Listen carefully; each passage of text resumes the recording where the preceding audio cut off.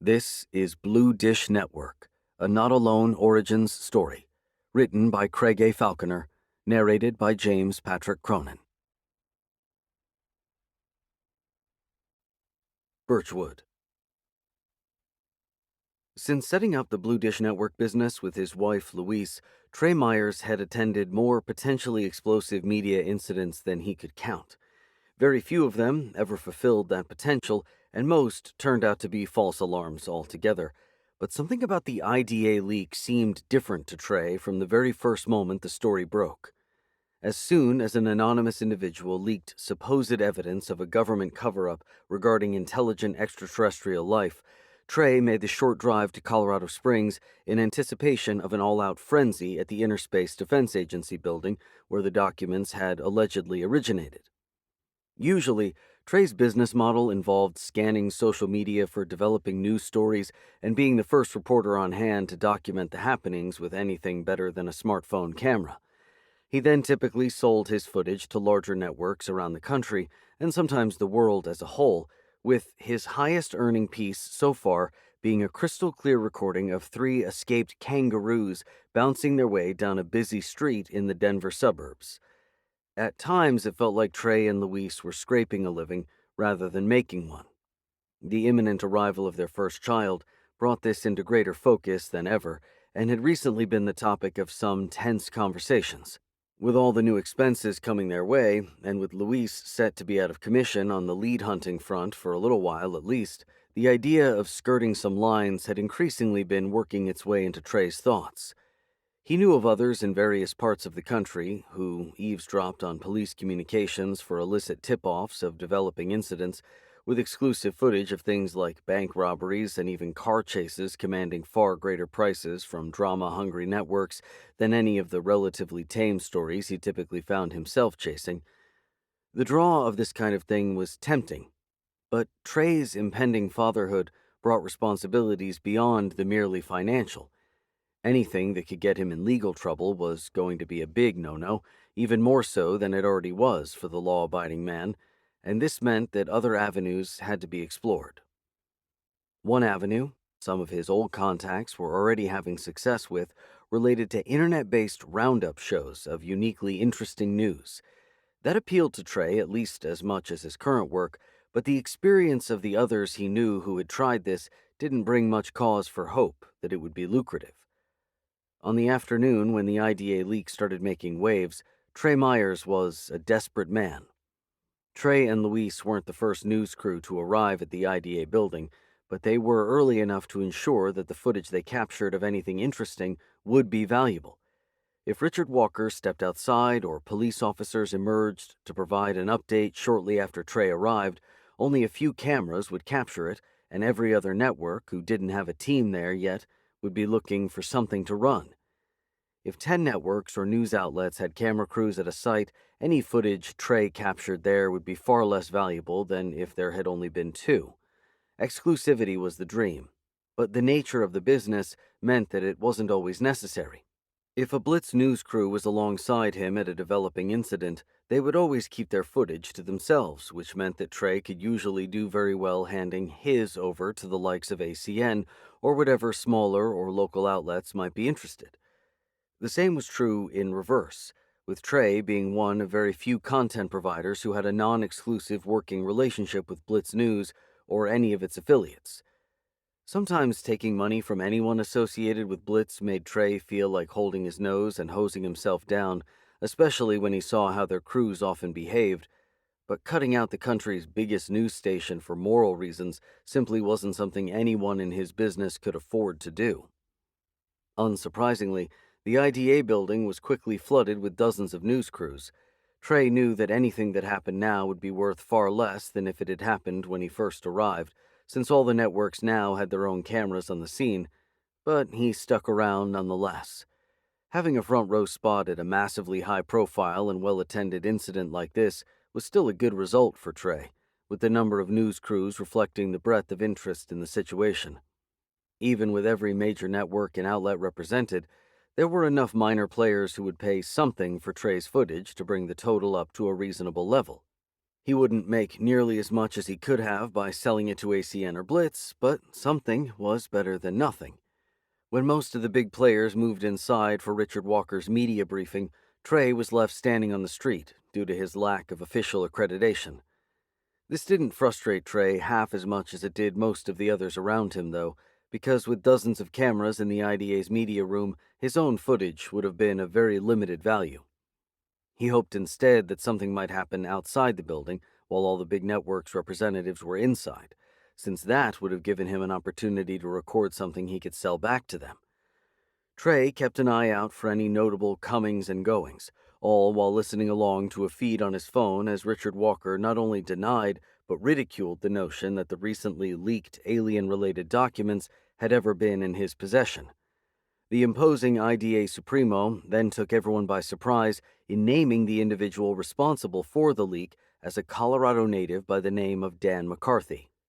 It was a surprise that Walker named the source at all, but the information he provided about McCarthy and the tone he delivered it in were also unexpected. Walker didn't pull any punches or take any prisoners, effectively dismissing McCarthy as a mentally ill fantasist.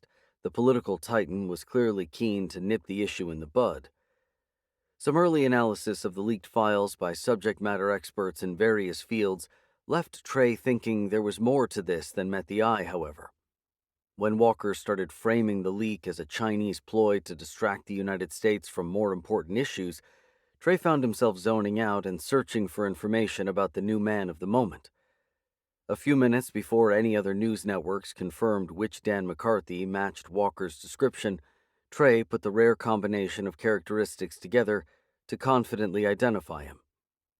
Dan McCarthy was in a small town just a short drive south of the city, and Trey had a feeling that was where business was about to pick up.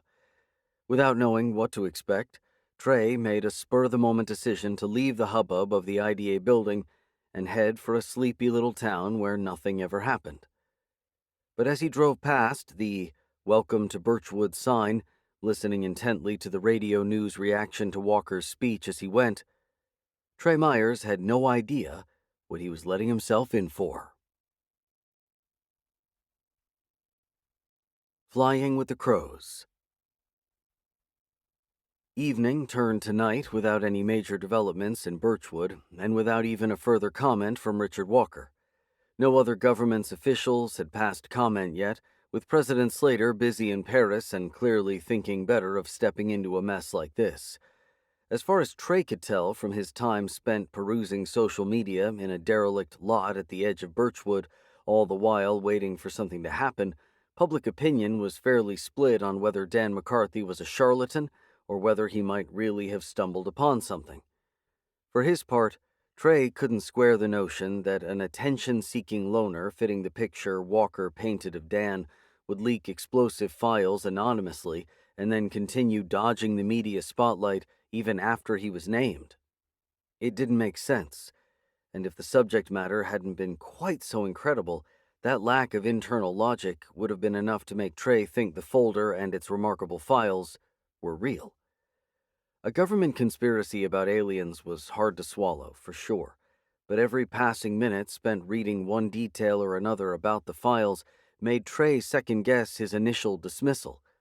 Experts in various subjects were passing comment about tiny details found in some of the files Dan published online, which they said were correct and insisted were things a layperson wouldn't know. That kind of thing dominated the airwaves as the night wore on, and shortly before midnight, Trey decided it was probably time to head home.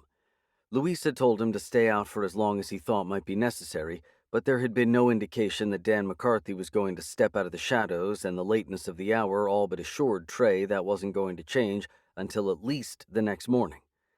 He opted to wait the few remaining minutes until midnight, driven to this choice by something closer to superstition than logic, and watched the clock as each minute ticked by. A few other news crews had come and gone throughout the evening, with local police keeping them clear of the road that led into the quiet residential area where Dan lived.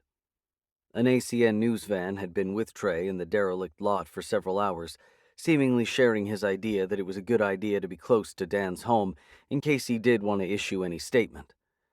Trey spoke to the ACN crew a few times, usually when they stepped out for air or to stretch their legs. They didn't discuss much of any consequence, and mainly talked about how much longer they planned to stick around. Like Trey, the crew were close to calling it a night. The two local police officers who had spent their shift firmly dissuading reporters from entering Dan's neighborhood left their post on the stroke of midnight, but neither Trey nor his ACN colleagues took this as an invitation to get too close. Maria Janzik from ACN was a respected reporter and wasn't in the business of knocking on windows or raking through trash cans any more than Trey was, so he wasn't surprised that her crew stuck around. Trey turned his ignition to leave the lot just after the police car drove away. By the time he turned his car and reached the edge of the lot, however, his attention was quickly taken by another vehicle, lights off, snaking past in the opposite direction. The vehicle in question was a Blitz News branded van, and it was heading straight for Dan McCarthy's house. Trey sat in thought, then rolled down his window when he saw Maria Janzik approaching his car. "Was that who I thought it was?" she asked, having picked up less visual detail from her vantage point slightly further back. "Blitz?" Trey nodded. Maria brought a hand to her face and lightly scratched her cheek in thought. "I can't afford to let them get something I miss," she said. "Especially not when we've been out here all night." Trey felt his chest tighten with tension, knowing he was going to have to make a decision of his own similar to the one Maria was wrestling with. "I'm not in the business of harassing people at home," Maria went on, but she didn't have an end to the sentence. Her expression grew even more conflicted. Still, Trey said nothing. Maria nodded in decision. "Even if he comes out to talk in the morning, they'll have an exclusive unless we're there. Are you coming? They're already there anyway, and if they do anything dodgy, that could be a story for you in itself. Blitz behaving badly. I can't run anything like that, but you could. That would be good for you." Belatedly, Trey realized why Maria wanted him to go. The suggestion didn't come out of friendship or any kind of camaraderie, but was instead shared in the hope he could catch and expose the Blitz crew in an act of wrongdoing. It looked to Trey like Maria truly was almost as reluctant as he was to camp outside a likely innocent man's house, however, so he wasn't questioning her motives so much as the slightly deceptive pretense that she cared about what would be good for him rather than what would be bad for Blitz. But at the end of the day, a long day, devoid of any useful footage, let alone profitable footage, Trey knew that Maria was right. The Blitz News crew was already en route to McCarthy's house, and at the moment, they effectively had free rein. It wasn't like Trey would be snooping around, he told himself, and his presence could actually make sure the Blitz crew didn't either, or at least catch them in the act if they did. Having satisfied his conscience with these realizations, Trey simply nodded to Maria and pulled slowly out of the lot. He followed the route taken by the Blitz News van towards the quiet residential street Dan McCarthy called home. Whether Dan spoke to the media in the morning or Blitz did anything scummy in the meantime, Trey would have some very profitable footage on his hands when he needed it most. This lent further weight to the justifications in his mind, but pulling up behind the Blitz News van challenged his own comfort. "Am I really any better than them?" he asked himself, recognizing that he was, after all, now camped in his news van outside a member of the public's nondescript house. The neighborhood was very modest, without being run down as such, but the low light of the streetlights was enough for Trey to see that Dan McCarthy's home was in need of a little TLC. A little might have been understating it, with a longer look revealing that there was a slight gap at the bottom of the front door and clear signs of wear on the siding. The car in the driveway had seen better days and perhaps better decades, too, and none of this led Trey to believe he was looking at the lair of a fantastical mastermind. The driver of the Blitz News van got out shortly after Trey arrived, making him fear that an unwanted confrontation might be coming. It would have been more than a little hypocritical for the Blitz crew to complain about being followed when they had thrown ethics out of the window by dimming their headlights and furtively entering Dan's neighborhood as soon as the police officers who had spent hours preventing them from doing so stood down. There was no confrontation, as it turned out, with a venomous glance through the windshield being the worst Trey got. Maria Janzik and her ACN cameraman arrived behind his van moments later, parking quietly and staying put while the Blitz crew brazenly set up a broadcast shot with Dan McCarthy's home as the backdrop. Even in the presence of a crew from the tactless and shameless Blitz News, Trey could hardly believe his eyes when a blinding floodlight lit up the street and the Blitz reporter stepped in front of his camera to speak. Trey made sure his small roof-mounted camera was filming as he rolled down his window to hear what the reporter was saying, but the words were quickly cut out by the far louder voice of an understandably irritated neighbor. A man who looked to be in his 60s burst from his house, directly opposite Dan's, and began remonstrating with the Blitz team. The man was fuming about the disruption, demanding, rather than requesting, that the light be turned off. He waved his hand towards the trio of vehicles and lamented, "All of you media parasites!" Once again, this gave Trey the uncomfortable feeling that he might not be as different from the Blitz team as he would have liked to think. Actions spoke louder than words, after all, and he was right there with Blitz on the same quiet street at the same unsociable hour. After making his thoughts very clear, the man hurried across the road to Dan's house and quickly stepped inside. The door was opened for him rather than by him, clearly indicating that Dan was awake and happy to talk to him. Regret coursed through Trey as he waited for the man to emerge. He feared being painted by the same brush as Blitz, especially if events transpired in a way that made Dan more of a sympathetic figure in the public's eyes.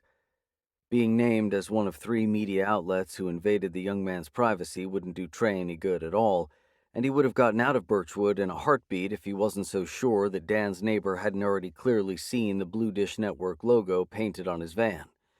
Leaving now would be pointless, Trey figured, and would only ensure that the night ended badly.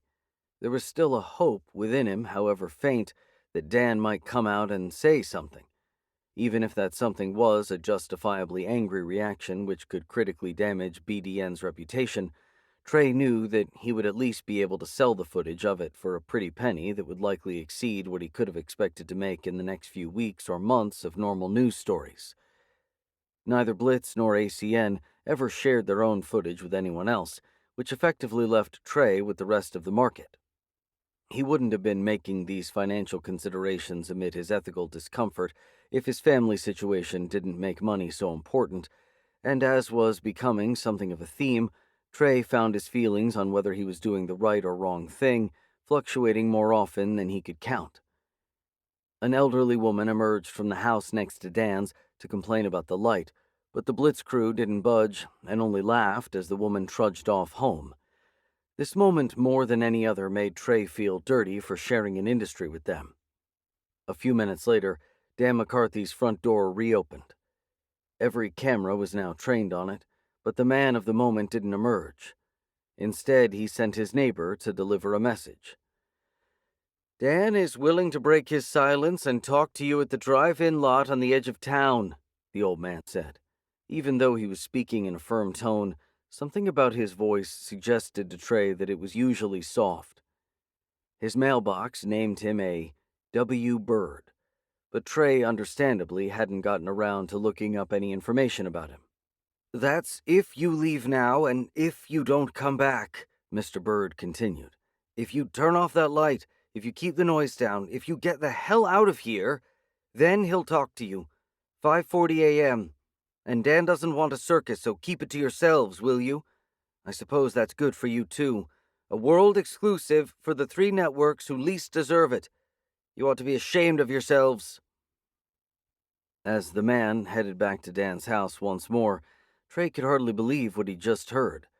The final line about being ashamed of himself barely even registered over the thoughts of just how life-changing an interview with Dan would be.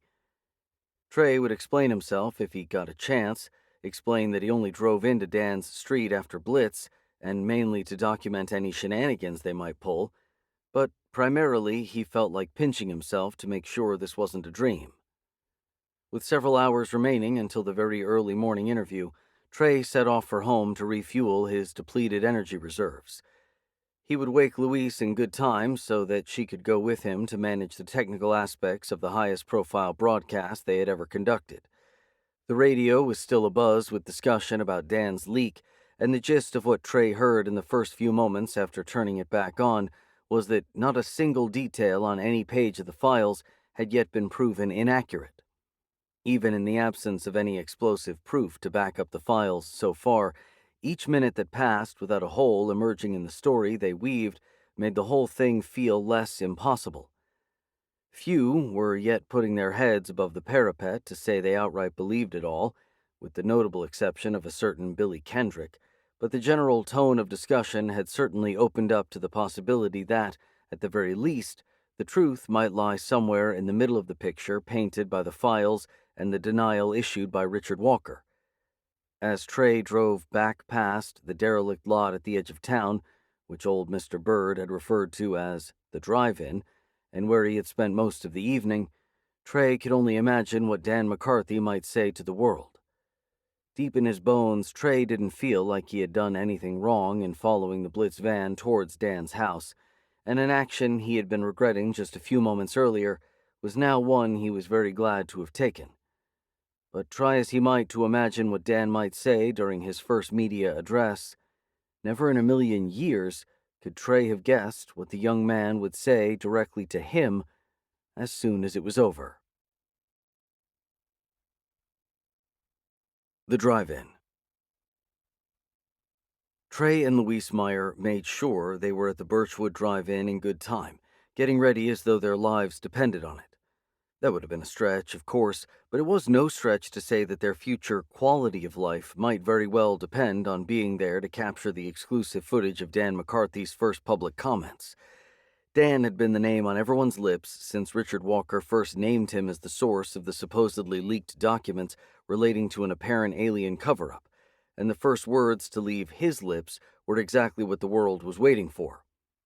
Trey knew the ACN and Blitz news crews he'd shared Dan's street with a few hours earlier would be as tight-lipped as he was, so it came as no surprise that they were, indeed, the only other two crews present when he arrived. He would have headed straight to the drive-in and stayed there all night, right along with them, if he hadn't wanted to tell Louise about it and at least give her the chance to help out with the technical aspects if she wanted to. Trey could have just about managed without her, as he was going to have to learn to do in the initial period after their baby arrived, but he was always glad to have Louise around. After all, it was one of the main perks of the job.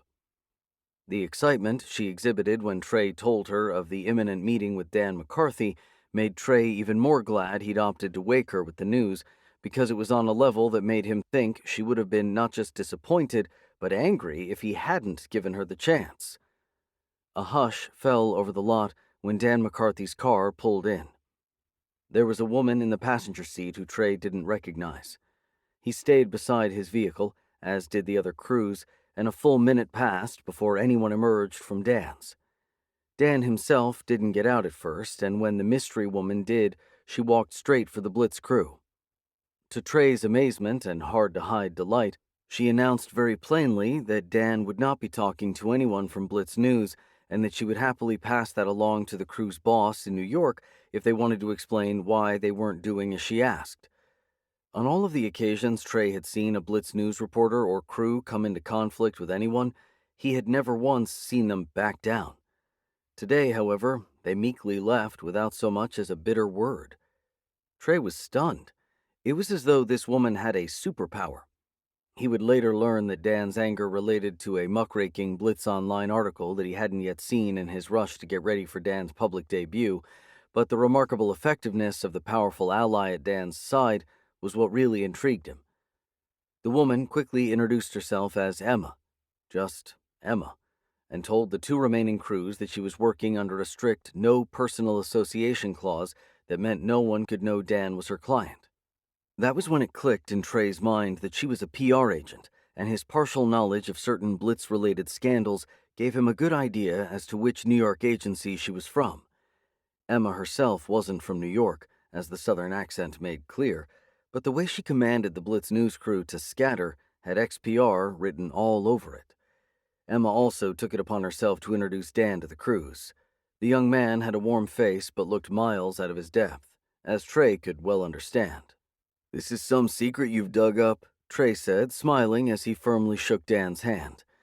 And that was when it clicked in Trey's mind that deep down, he believed him. These words weren't designed to build rapport or butter Dan up, but rather came out automatically when Trey found himself face to face with someone he just felt that he could trust. Dan glanced briefly at Emma when Trey said this, then looked back and smiled. With total efficiency, Emma then explained that Dan was going to read a prepared statement and invite a small number of questions. He would be under no obligation to answer, nothing would air live, and nothing would air at all until she signed off on it. Maria Janzik from ACN didn't argue, and neither did Trey. When Dan spoke, Trey was far from alone in paying as much attention to how the man of the moment said everything as he did to what he was saying. Again, and more so with every word, he sensed that Dan was an honest man. Dan explained that he found the Blockbuster folder after colliding into a thief while riding his bike to make a delivery. The thief fled with most of his fallen loot, but missed the folder. He cited his fear that the police wouldn't take him seriously as his reason for posting the files online, rather than handing in what he admitted was stolen property, and his words seemed to be laced with a subtext that he didn't want to trust one form of official authority to investigate a potential cover-up by another. After explaining a few more things and answering some questions, Dan said he would continue to engage with the media in the drive-in lot as long as they kept a respectful distance from his home. This marked the end of his first ever public appearance, at which point Emma stepped away to make a quick phone call while Luis and the ACN crew began preparing their footage to go out at the top of the hour. Despite disclosing no details of his meeting with Dan, Trey had already touched base with many of his usual content buyers to tell them he would have something explosive and expensive available at very short notice around 6 a.m. That time was now, and he sent out a pre-prepared text message to all of them. The asking price was much higher than he had ever requested in the past, but the nature and rarity of the footage made him confident that most of them would pay. With that message sent, Trey put his phone away and found himself face to face with Dan. "This is real," he said, once again speaking without any hidden motive. Dan nodded. "This is real." It was easily apparent that Dan wasn't great at small talk and perhaps wasn't the most socially adept in a broader sense, but all thoughts in Trey's mind were halted by a sudden and unexpected request. "Listen," Dan said, leaning in close. "Could you get something for me without telling anyone?" Trey's eyes lit up like fireworks. Dan went on to explain that he needed a translation device that could turn German into English without the need for an internet connection. A printed dictionary was no good because it would take too long, he said, but an internet-based service was no good because he couldn't be sure no one was spying on him. "Done." Trey nodded. Additionally, Dan asked if he could pick up a calligraphy book from the old Wolf & Sons bookshop on the way to Colorado Springs. He said he would be able to get $85 by the end of the day, which should be enough to cover both items. Trey didn't know what to say to this. Money was tight at home, but that Dan could only hope to source such a relatively modest sum indicated that it was a whole lot tighter in his home.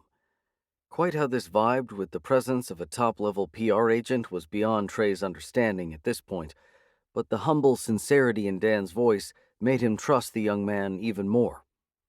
They agreed to meet outside the drive-in at 6 p.m. and to keep this arrangement between themselves. The single most intriguing file in Dan's leak had been a short handwritten note about spherical alien artifacts, and Trey's sudden optimistic suspicion was that it might be an extract from a longer document that Dan hadn't yet translated and thus hadn't yet wanted to share. Continuing his habit of speaking without thinking too much about what he was going to say, Trey outright asked Dan if the note about the spheres was a translated extract of German document. No actor in the world could have faked the expression of dawning realization that crossed Dan's face as soon as Trey said this.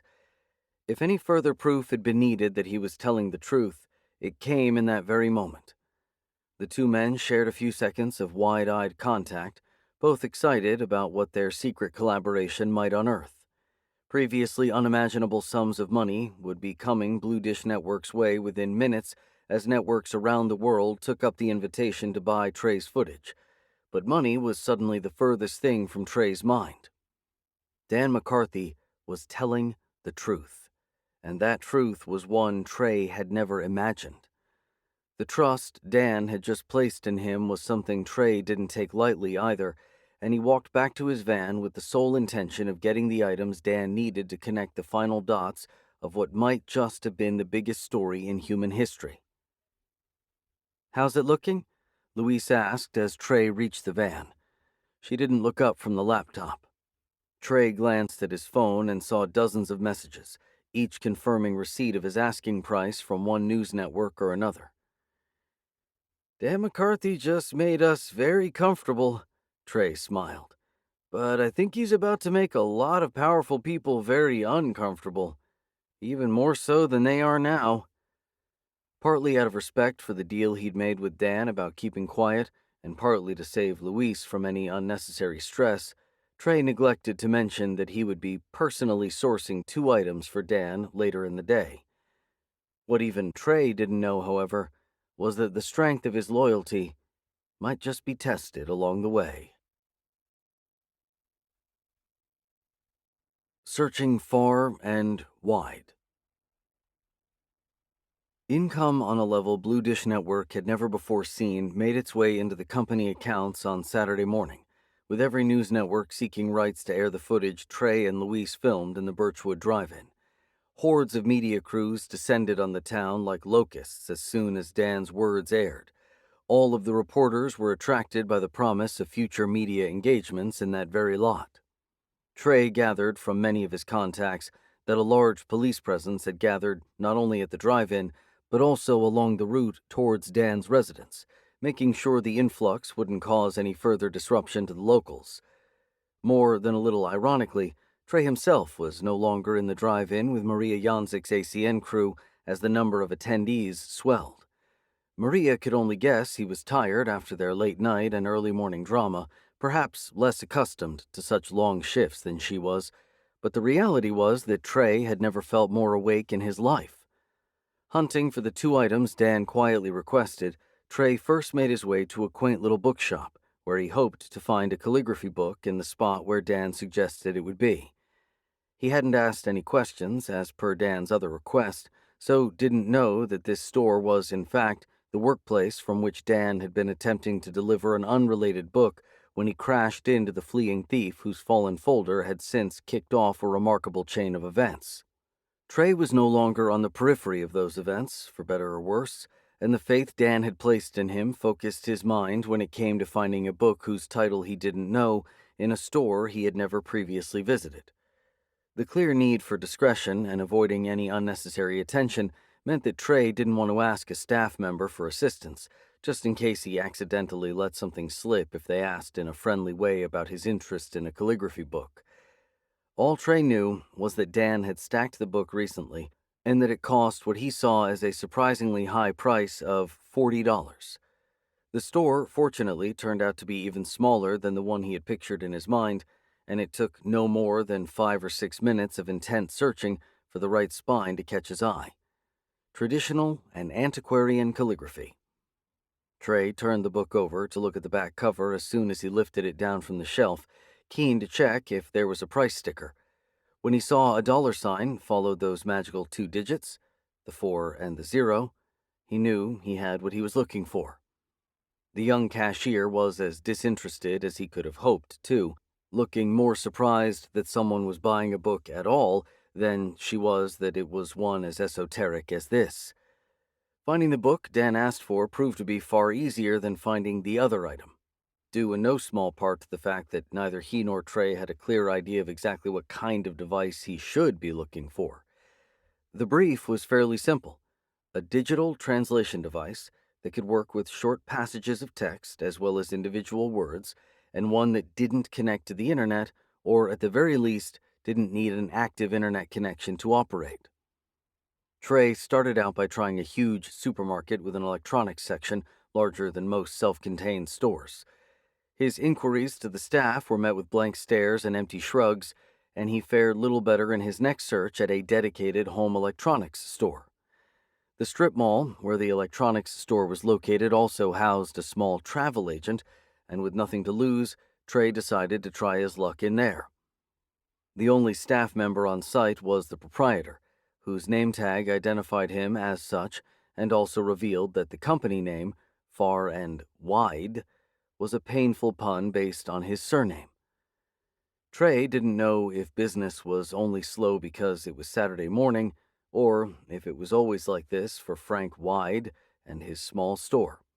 He felt bad immediately upon walking in, knowing how quickly Wyde's enthusiastic excitement at the entry of a potential customer would fade when he revealed that he wasn't there to book a trip. "Do you sell travel accessories?" Trey asked. In truth, the quickest of glances around the office-like room told him very clearly that there was zero chance of Wyde stocking anything like the device he needed. Right now, though, what Trey needed in the first instance was a clearer idea of what exactly he was looking for. Wyde's shoulders slouched almost instantly as the hope of a major sale evaporated. "What kind of thing are you looking for, son?" he asked, forcing a smile. A sort of digital translator," Trey said. "Something that would work where there's no internet coverage. You know, like the really early digital dictionaries from way back in the day. The things that were kind of like calculator-looking things. Something like that, but for translations. Do you sell those?" Frank Wyde shook his head. "We do have some pocket dictionaries. They're very compact. One of those and a battery-powered reading light would stand you in good stead. I don't have the light, but the diction—" "Thanks, but it's okay," Trey cut in. "I could really use something that would work more quickly than that. Ideally, I'd be able to type in a full sentence and it would translate it. Do you know of anything that could do that?" "You could try the Book Hut," Wyde replied, scratching his chin in thought. "They have a good travel section. It undercuts the hell out of our dictionary prices, I'll admit, and they do have some little tech things. I'm not saying they'll have what you need, but I think I've seen translators. They might be internet-based, come to think of it. I guess you've looked online for your thing that doesn't need to look online?" Trey shook his head. "I really needed it today, so it made more sense to check some stores. I already looked in a little bookstore, but I'll try that big one. The translator is for a friend, and I think I was maybe more confident than I should have been. Thanks, though. I'll follow this lead. You never know." "I do know that your friend doesn't have to have all the fun," Wyde said, perking up a little again in the faint hope of a potentially interested customer. "Wherever they're traveling, I'll bet we could send you. Right now we have some excellent deals on short-notice breaks to—" "Sorry to be rude, buddy, but I don't have a lot of time," Trey said. Wyde had helped as much as he could, even when a sale seemed impossible, and was clearly putting in some honest hustle to make ends meet at his family business, just as Trey always did. The media engagement that had brought Trey here had already been very good to him, though, removing all near-future financial concerns. With that in mind, and hoping his action wouldn't seem ostentatious, he reached for his wallet and pulled out all 3 bills from inside it. $130 will work as a deposit on almost any trip I could sell you," Wyde said, more than a little confused as to how Trey's apology about being rushed vibed with this apparent interest in booking something after all. "That's just for your help," Trey explained, stepping towards the exit. "And hey, stick in. Luck turns around." Trey's own luck on the hunt for the translator turned around as soon as he got to the Book Hut. He asked a staff member right away, wasting no time looking for himself, and was quickly directed to the travel section's series of dictionaries, phrase books, and language learning programs. "This could be what you're looking for," the man said, pointing to a small fold-out device that boasted a keyboard underneath a screen that did look more than a little like a calculator, just as Trey had imagined it might. It was a lot more expensive than Dan's estimate, coming in on the other side of the $100 mark, but it looked to be exactly what he asked for. The early morning media engagement at the drive-in had already made Trey's business more than enough money to place him in Dan's debt for a lot more than the cost of a digital translator, though, so he picked it up without a second thought. "Thanks a million. he said to the helpful worker, who unfortunately insisted that he wasn't allowed to accept tips. The man said this in a tone that understandably suggested this wasn't a frequent consideration in a bookstore, but he insisted he was nonetheless happy to help, and then set off to look for another customer in need. With the translator in his hand, Trey turned in the other direction and walked towards the checkout. His phone began to ring before he got there, indicating an incoming call from an unknown number. This wasn't all that unusual, or even the first time it had happened in the past hour, so Trey picked up without delay. "Hello?" he said, sounding intrigued but unalarmed by the mystery call. That changed as soon as the first words reached his ear. "Your wife, Louise, is heavily pregnant," a female voice began. "Who is this?" Trey snapped, his volume drawing stern looks from several shoppers in the otherwise quiet store. Without answering that particular question right away, the woman insisted that cooperating with her could make Trey's family comfortable long after what she called the bullshit alien frenzy had faded. Even if Trey hadn't hit the jackpot earlier in the day, and even though he was still looking for just about any way to earn more money through his work, cooperating with someone who spoke to him in the vaguely threatening way this woman had would never have been on the cards. Without identifying herself, the caller went on to say that she knew Trey had gained Dan McCarthy's trust and wanted to talk about ways they could use that to their mutual advantage. Trey stayed silent for a few seconds, trying to think how exactly she could know that. In the end, he figured he was probably overthinking it, and she was most likely only referring to the fact that he was one of two reporters Dan had spoken to. "Trust is an important thing," he replied, plainly stating his position. "And I don't appreciate your tone." "We're talking about millions of dollars if you deliver what I'm looking for," the woman insisted. "Do you understand that? McCarthy is a flash in the pan, and you can either be on the right side or the wrong one. I'll find the thread that unravels his lie one way or another, Mr. Myers, and this is your chance to be in my pay instead of in my way. There's no reason to make a mistake here, not when I'm making it so easy for you to do the right thing." Trey stared down at the translator in his hand.